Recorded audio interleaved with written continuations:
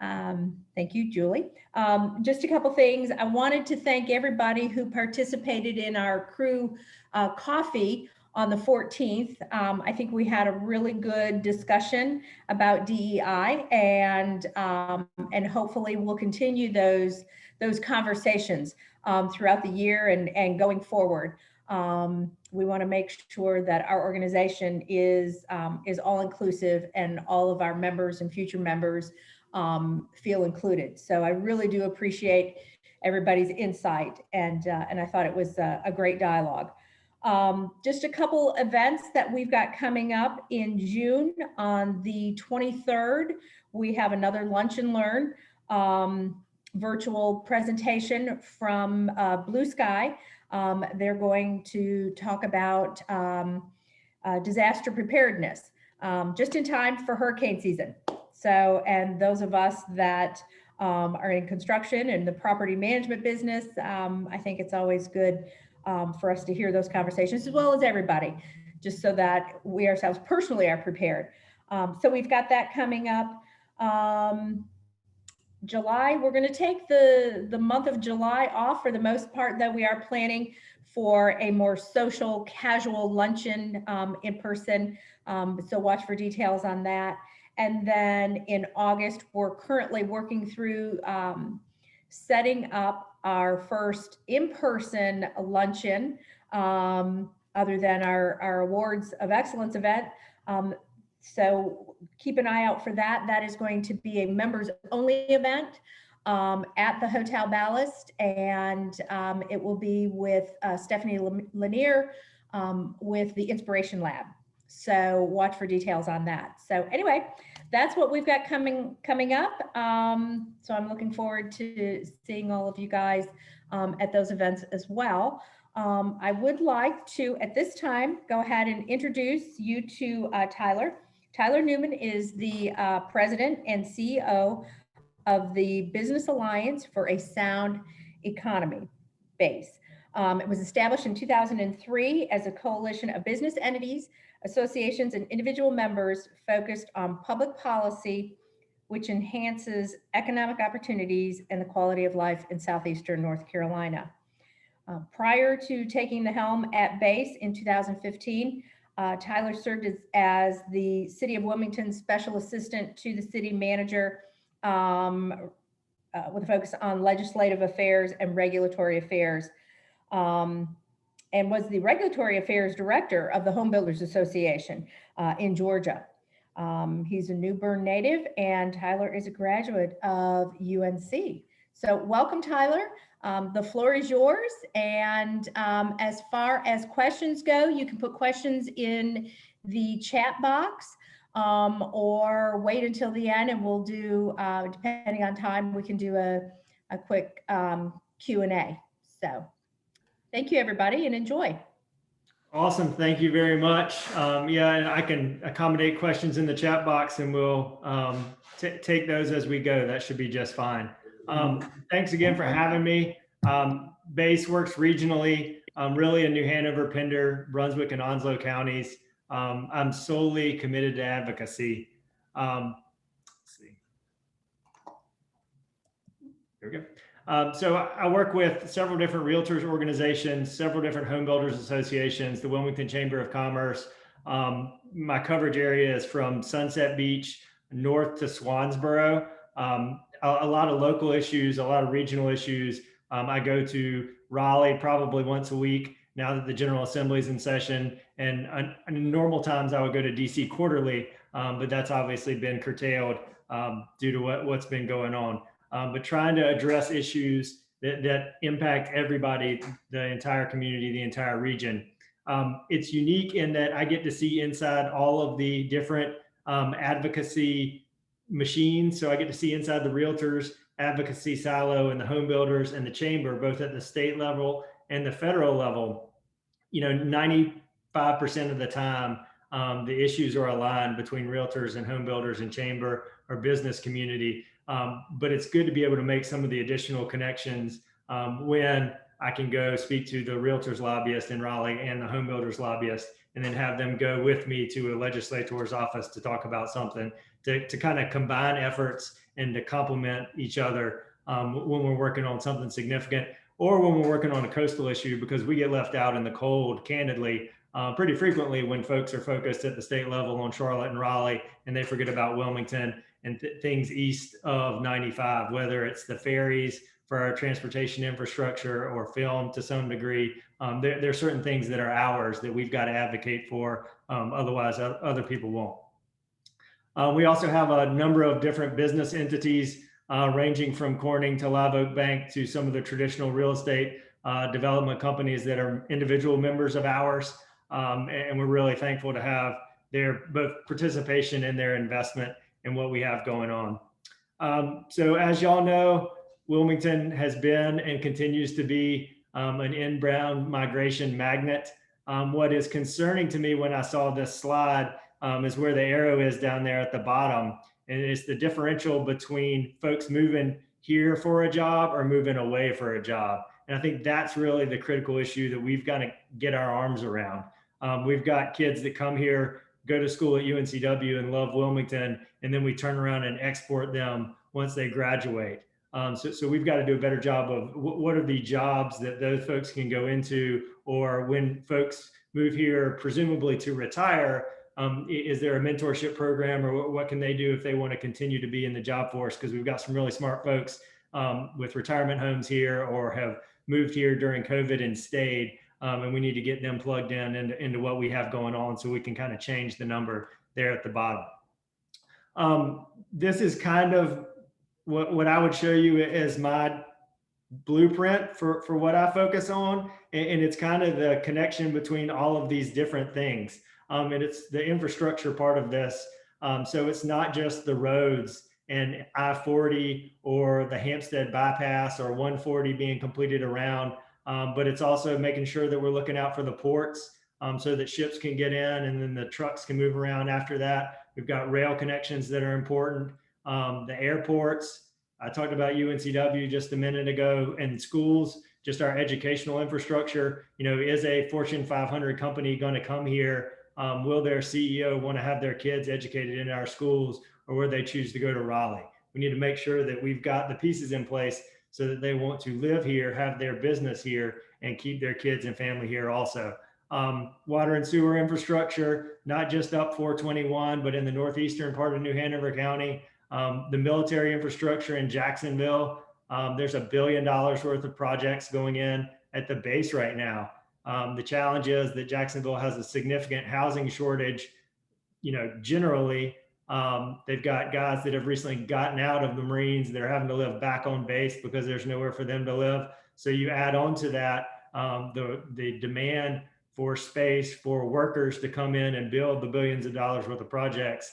And you've got a real big challenge up in Jacksonville. Moving down at their meeting last week, the Pender County commissioners stymied some multifamily investment that the Swains were working on the Highway 17 corridor in Hampstead. So if you combine those two things and you keep coming south, and you've got water and sewer challenges in the northeastern part of New Hanover County, the growth is coming here. And if it can't go northeast, then it's going to go southwest. And is the southwest portion prepared for that? Do they have the infrastructure in place? Or are we going to make the situation worse? So it's talking about all of those things and trying to make some connections between the different governments or folks that own land in different places or people that are working in those areas. So from the chamber perspective, they put together a public policy agenda every year. And I think all of the things in that agenda fall into these 4 buckets. And that, I think this gives a good snapshot of some of the things that we're working on. And it's public policy or regulations that sustain business growth and protect and promote our quality of place, that look at education and workforce development, and then also the transportation and infrastructure piece. So when we're working on the chamber public policy agenda, we're looking at those 4 buckets and thinking of specific things. Where does film grants come in? Where does transportation funding come in? And how do we fit those pieces in so that we're looking prospectively? Like I said, I spend a lot of time engaging various elected officials, not just at the local level, but also, we take folks to Raleigh twice a year, both the realtors and the home builders. We take folks to DC twice a year. So we get to see Senator Burns, Senator Tillis, and Representative Rouser in person. But it's not Republican or Democrat. It's people that support business and support housing and support, both prosperity and continuing to bring folks to our area. So at the federal level, just to rewind, this time last year, we were talking about essential businesses. Since then, we've seen COVID relief and PPP.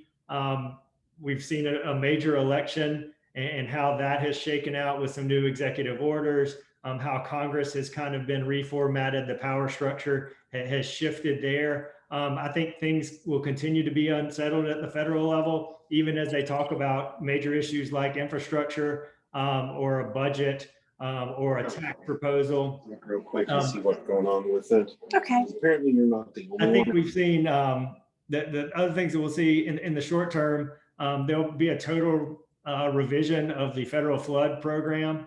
They're going to change from our traditional flood maps to this risk rating 2.0, which is really more parcel specific.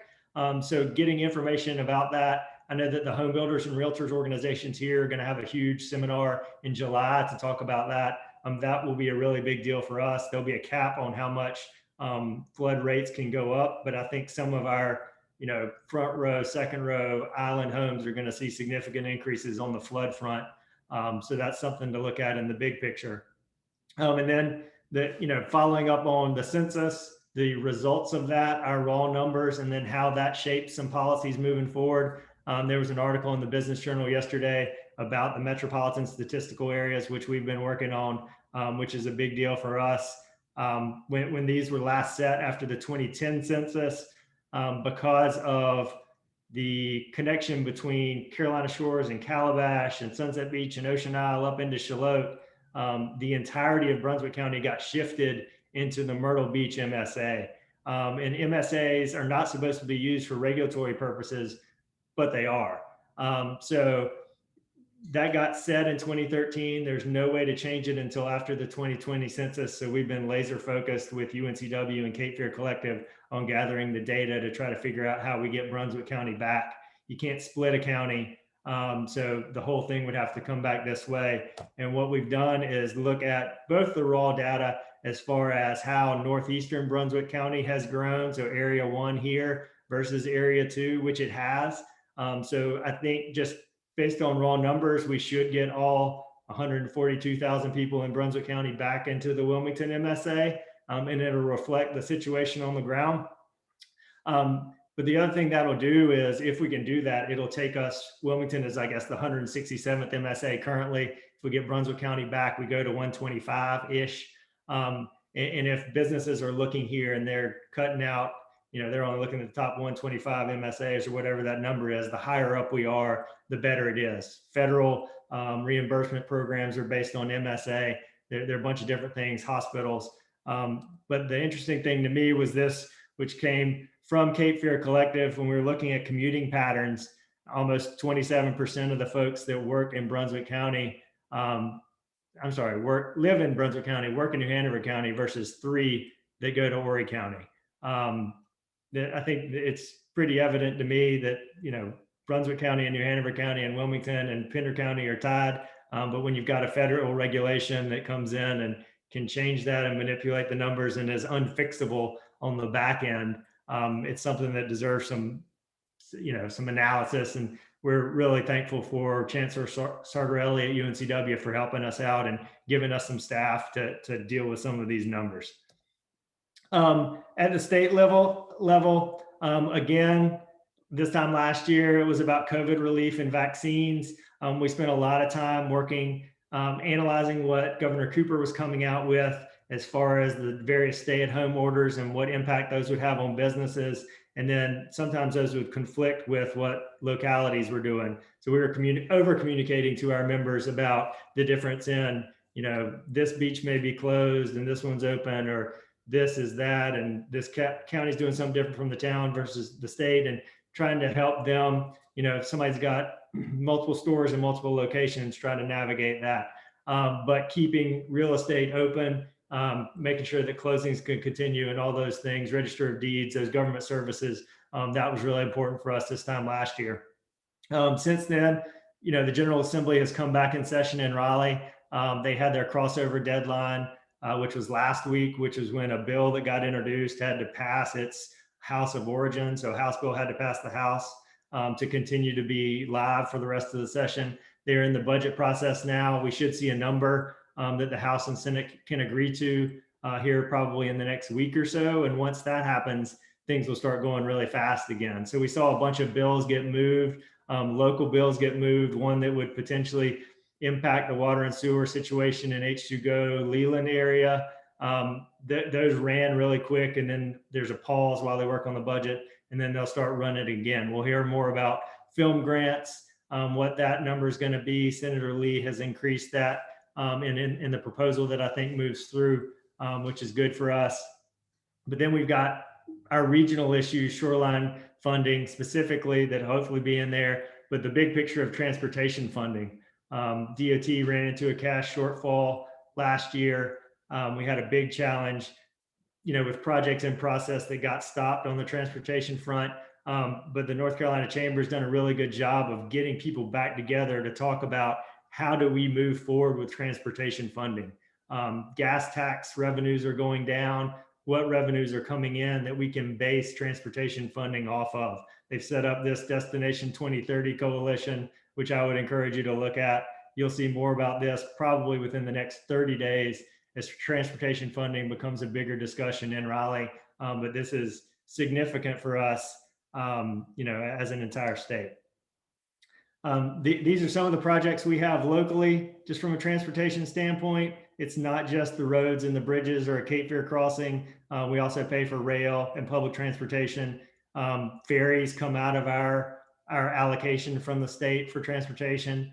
So, a smooth $600,000 for a ferry comes out of our bucket that could be potentially used for something else.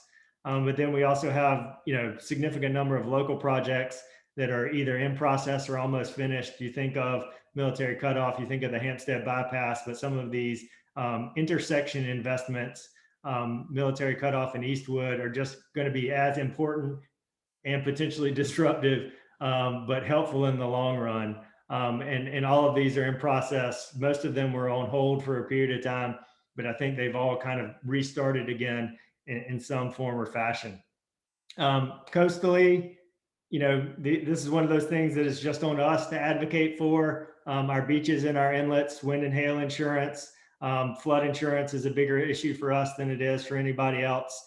And then our inlets, both how they're mapped and the regulations around them, which will be changing here shortly. The beaches themselves, it's an infrastructure argument for us. Unfortunately, Wrightsville Beach, Curie Beach, and Carolina Beach, those were federally funded for their renourishment projects for this cycle, which was supposed to be going on currently. But those got held up in the core funding allocation process. If you've been out to Wrightsville Beach recently, there's not a lot of sand at high tide. There was a discussion about the season that we're coming into, weather related. It starts with an H. I refuse to say it, but we need as much sand out there as possible. That is our first line of defense. And we needed to be there. And we saw what happened at Oak Island when they didn't have anything there. And then we had another storm come in and it got bad quick. This picture is from North Topsail after one of the prior storms. And you can see where the walkover, obviously there was a dune there. There is not a dune there, or there wasn't at this time, but there is now because they're in the process of a project that's ongoing. But our local governments are struggling with how they come up with their match, right? So we can set up a state funding program, but the locals have to be able to match that dollar. In New Hanover County, we've got room occupancy tax, which funds that. But some of the other places, whether it's Oak Island or North Topsail, have been talking about paid parking or a municipal service district so that they could generate their piece of the pie, so that when they have to pay for sand, they've got a way to do that. And then locally, this is kind of the biggest bucket we have. I talked about Eastern Pender County and the struggles that the commissioners there are having with growth. They turned down the Swains projects. The Maynards have another multifamily project in process. I'm not sure what's going to happen with that. We need them to really clarify what they mean. It's not a formal moratorium, but they said they're not going to rezone anything that increases density. So I'm not sure, is there a map of that area? Is it just the eastern part of the county? There's some significant ramifications when 4 commissioners say things like that in a public meeting, and then don't share specifics on what that means. New Hanover's got a stormwater ordinance that they're going to be kind of sliding through here pretty quickly at their June meeting. Southport's looking at regulating short-term rentals. I saw Kelly Stewart was on the call. There's a ongoing property rights issue in Sunset Beach where some developers want to get out of the town. Oh, hello. Because of the decades of bad public policy from the town. So major landowners, major commercial property owners that have had enough of changing regulations, and their only way out is to go to Raleigh and seek legislative de-annexation, which is, it is the nuclear option.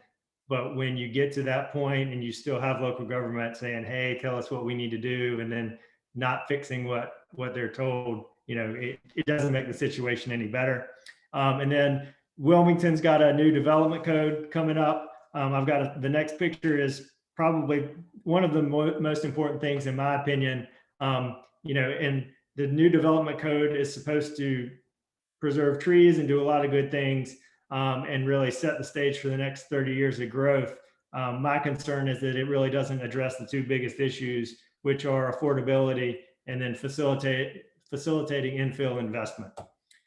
So this is a picture of one of the 500 pages of the new code. And what it's going to set up are these street specific requirements along the major corridors. So this is Oleander, and let's say everything is zoned the same thing along that corridor, which it mostly is, I think. But the segment on this between Independence and College, the frontage requirements will be different than they are east of that, going out, Seagate-ish. So I think it's going to be more complex. There's some discussion about these street specific frontage requirements, making a building, if it's going to be renovated, potentially move forward toward the street or have to build forward versus building back, which could be challenging for existing structures in the city. I think there's some challenges to this that haven't really been dealt with by city staff, but this is kind of a snapshot of what we may face going forward over the next 60 days, talking with them about some of the real world challenges of what they have proposed and how it's going to impact investment in the city. So last but not least, kind of my overall hotspot map starting at the top. We've got Onslow County. They just had a big rezoning up there and some changes to their ordinances at their meeting, but it's the investment at the base and the housing shortfall that they have coming south. Surf City has a sewer challenge from an infrastructure standpoint that they're trying to get their arms around. The Hampstead Highway 17 corridor, that is, prospects are cloudy up in that area until we get some clarity from the commissioners. Moving south, you still got the challenges with water and sewer in the Sidbury Road area as Wilmington tries to grow northeast. To the positive, at the last Pender commissioners meeting, there was some discussion about some new investment going in up in the Pender County Commerce Park, and with the water and sewer investment up 421, I suspect we'll see more growth that way, potentially also residential. And then going over into Leland, the Leland H2Go, mandatory annexation into Leland is challenging some major landowners over there as they try to bring projects forward. And then all the way at the end down there is Kelly in the circle down there at Sunset Beach, and the mess that has been going on down there that hopefully we can get fixed here at the legislature. So that was a couple things. I'm happy to take questions if you got them. That's my email address and cell phone number. If you think of something later and want to talk about it, I'm happy to. I really rely on folks like y'all that are out there dealing with things and have questions and can kind of, be the canary in the coal mine on some of this stuff and say, hey, so-and-so just got this, that, and the other. Can you go check on it for me? That helps me a lot as I'm trying to be proactive on so many of these things and can only be in, one place at one time. So I'll take questions if you have them, but just wanted to thank y'all for having me. Tyler, thank you. We appreciate your presentation. Very interesting. I do have a couple questions. So I'll start off and then we'll open up for other questions. But you talked about housing and the availability of housing. You mentioned Jacksonville, but just the areas near and around Camp Lejeune and Marsac. And we've developed a couple hotels in the area, and with all of the construction that is going on in that area, we are able to accommodate a lot of the subcontractors that are coming in to work, but that's on a temporary basis. But for people who are coming into the area, you talked about the fact that Pender County denied Swain their ability on some housing projects, but yet there's a need for housing in that area. How do you work to overcome that? It's obviously a conflict there. There's a need, but yet, we've got our city people who are or county people who are not interested in that type of growth. Because of density. How do you overcome that? I think what we've had to try to, well, one, the conversation is ongoing, and I don't think we're just going to fix it in one conversation, but you got to back up and everybody look at the big picture, right? So shutting things down in Onslow and making things more difficult in Pender, and then having affordability challenges in New Hanover already. You want people to move here, or people are moving here, and then you turn around and ask, why is traffic so bad? Well, traffic's bad because I had to drive to Burgall to live in my new house, and my job is somewhere else. Like, that's why. So you just have to point out what should be seemingly obvious to folks. But if we don't have, you've got to have continued housing coming onto the market, right? We've got to have some degree of development to add to the housing stock that we have. And just adding more as people come here. Otherwise, it's a supply and demand challenge that is almost unfixable. Agreed. And then you also spoke about the flood risk and that impact that insurance may have for people who are looking to relocate here. How do you see that affecting people's affecting the affordability for those folks who are wanting to relocate, potentially retire, or just relocate here because of the quality of life? Do you see that being a concern and a potential drawback? Yeah, absolutely. So the insurance thing is kind of twofold, or maybe threefold. So for my house in Wilmington, my homeowner's policy is 3 times for the same policy as you would have in Charlotte. And then I have a wind policy on top of that the folks in Charlotte don't have. So we're starting there.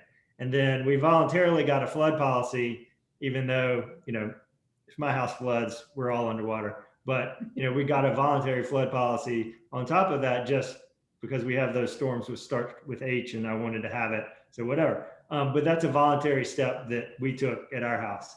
Other folks may not choose to do that for whatever reason, but the new flood regulations are supposed to be more site specific and more risk based on that property versus the big maps that kind of show everything. And hopefully that will even out pricing to some degree. So folks that have a higher lot, and I think as you widen the pool, the number of folks that have policies, hopefully the rates will come down a little bit or be more even, but it's a challenge that we have. Like you've got to cover that risk. The bank is going to require you to get wind and homeowners insurance and potentially flood insurance.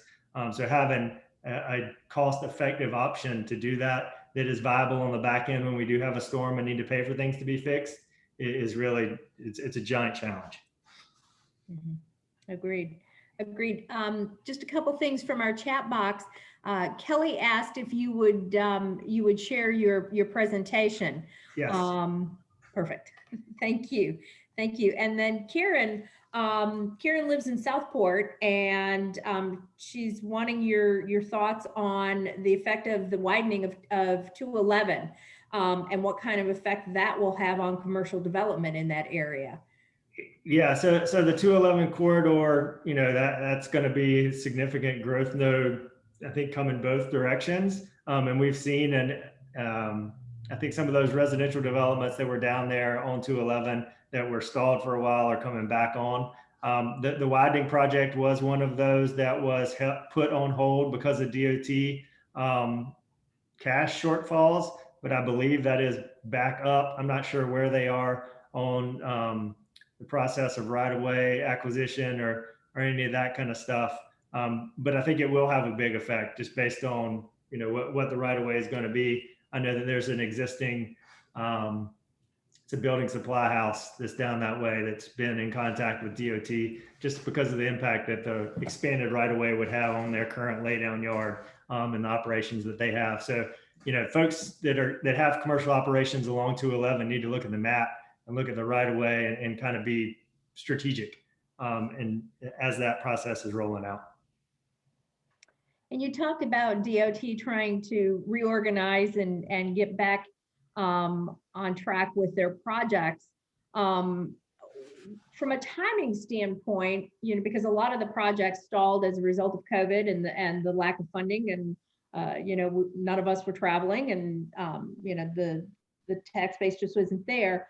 What do you think the timing is for getting these projects back up and running, and for future projects? It takes some time to get these projects through the DOT process, and what are your thoughts on how long it may take for us to get back? Yeah, DOT not the most efficient organism. In the best case scenario, when you add a global pandemic and then a slowdown and then a global pandemic, and then just the basic labor challenges that I think everybody is seeing, not just in transportation or home building or whatever. I was on a call. The chamber had a call this morning with the chair of the Richmond Fed, and he talked about this just as far as the labor challenges exacerbating everybody getting back up to full speed, whether it's retail operations or building roads or whatever else.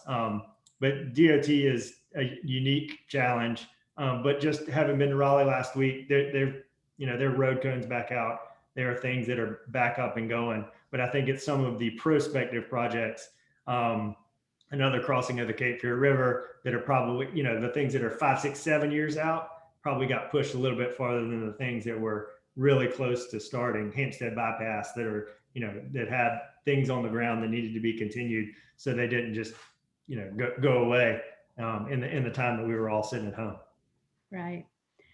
Kelly asked about any information that you might have on Highway 31 extension. Oh, I haven't seen it. They had the GSATs group met last week, but I haven't found out as far as what they were doing on that.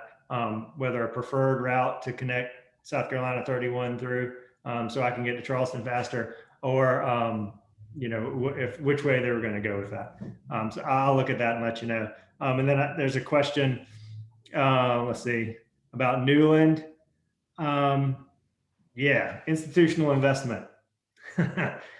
Yeah, I mean, I think it's coming, right? I mean, y'all can see that. Like I think that's the first part of it. And there's a Port City Daily story that ran yesterday about national builders coming in, kind of coming in from the south, and I think we're seeing that also coming in, and maybe overpaying for stuff that would have traditionally gone to some of our more regional builders.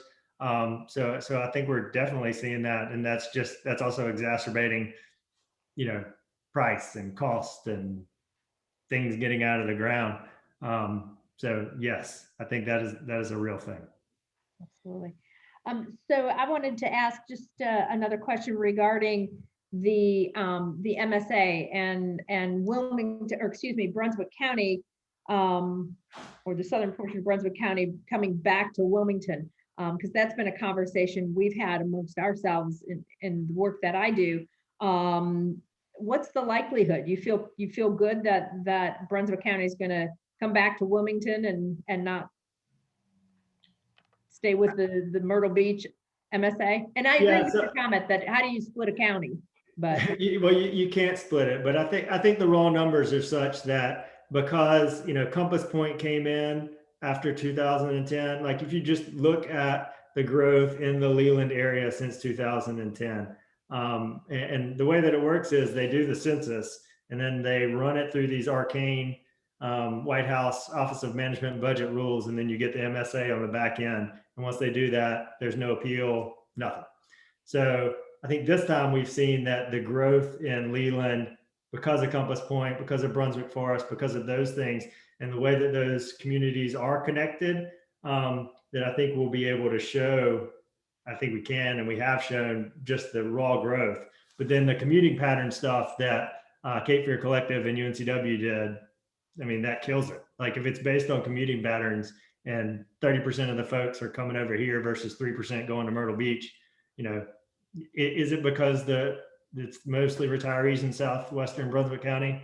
Maybe, but the fact of the matter is the commuting patterns clearly show us together. And I think the import is also that you can't fix it, right? Like we got to do the best we can now before the rules get made to kind of make a fuss and show them that we've been engaged on this for 10 years, sadly. But they need to get it right this time. So that we have the best numbers going forward that really show what we are as a region, right? We lose out on Brunswick County being the second fastest growing county because those numbers go to Myrtle Beach, and that's not right. Right, understood. I do have another question. You mentioned early on in your presentation about members of your alliance, and I wondered if you could just share some information regarding that. Company I work for, Clarendon Properties, we don't do a lot of real estate development in the Wilmington area at this point, but we're here and we we want to be active in our community. So how does one join forces with your alliance? Yeah, so there's information on our website, ncbase.org. There's only one employee, it's me.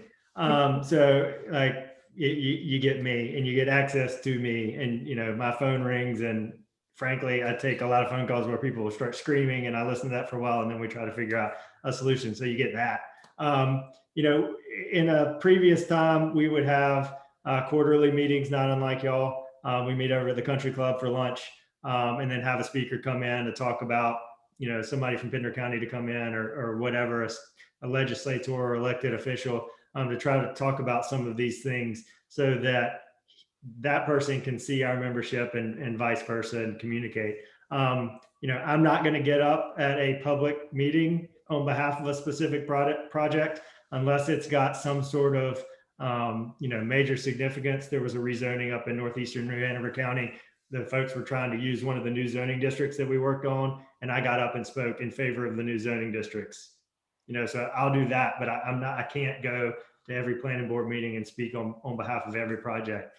So just trying to find things that are common interest among the business community and the development community and the real estate community, and advocate on behalf of those things. That's very good. For those that are with us, anybody have any additional questions for Tyler? No? Well, Tyler, this was awesome. We really appreciate your insight. I think that you have a lot of helpful information. I think we all have some thoughts regarding different issues that are in front of us as a community. Particularly, how do we keep people, like you said, people who locate here, how do we have find jobs for them? How do we keep our students here in our communities? So, we really appreciate the information that you've provided to us. Thank you. Thank you for participating. Thank you for having me. Thank you. All right. Well, everybody, thank you. I hope this was informative, and watch for information regarding our next Lunch and Learn on the 23rd of June. Thank you, everybody. Bye-bye.